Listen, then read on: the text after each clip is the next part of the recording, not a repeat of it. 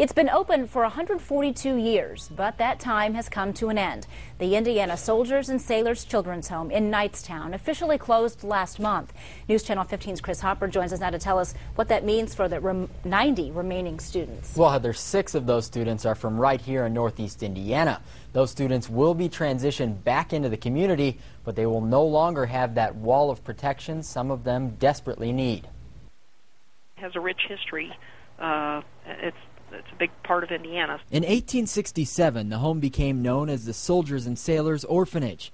63 years later, it evolved into the Indiana Soldiers and Sailors Children's Home, a home for the families of veterans, kids in trouble or at risk. In recent years, though, the Indiana State Department of Health says the mission has changed. They were serving students that were really at much less risk than I think was originally identified as an issue. The home was costing Indiana taxpayers over $10 million a year. According to the state, that money was helping kids who didn't necessarily need special help. That forced the state to make the tough decision to close the home. Many of them didn't stay there very long. They would voluntarily be sent to the home by their parents. Parents many times would take the kids back home 2 months after they were there. The state has contracted Choices Incorporated to help these kids transition back into society.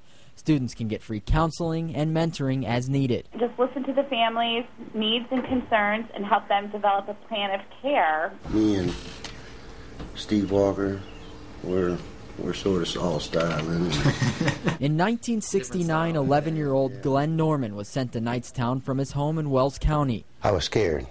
I was totally scared. You know, I was sitting there in front of that judge. He says, I'm going to do something with you. What the judge did pointed Glenn in the right direction. Headed on the wrong path of life, and I played sports-wise down there, and you had activities that got you on a structured type of life. Bluffton resident Glenn Norman was sent to the home nearly 40 years ago, but today the thought of it closing still makes him emotional. I've been thinking about it since I heard about it, and I think it's, a bad situation. In just 5 years at the home, Glenn's life changed forever.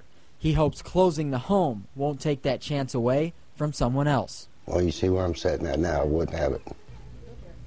Next year, the home will become the National Guard's Youth Challenge Academy. It's a program for high school dropouts ages 16 to 19, and that program will only cost the state about $1 million. Okay, thank you very much, Chris.